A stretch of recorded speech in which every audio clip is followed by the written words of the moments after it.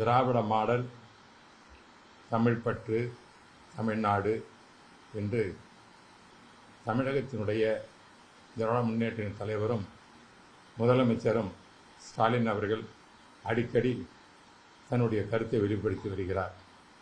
இந்த நேரத்தில் நாம் கட்சி வேறுபாடு பார்க்காமல் நம்முடைய தமிழகத்திலிருந்து, குறிப்பாக பிற்பட்ட சமுதாயத்திலிருந்து முதலில் போட்டியிடுகின்ற ஒரு மாபெரும் பதவி, ஜனாதிபதிக்கு அடுத்துள்ள ஒரு பதவியாகும்.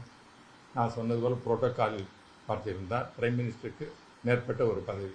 அப்படி ஒரு தமிழருக்கு பின்தங்கிய சமுதாயத்தை சார்ந்தவர் கிடைக்கும் பொழுது நாம் அவருக்கு வாக்களிப்பது கடமையாக கருதியிருக்க வேண்டும்.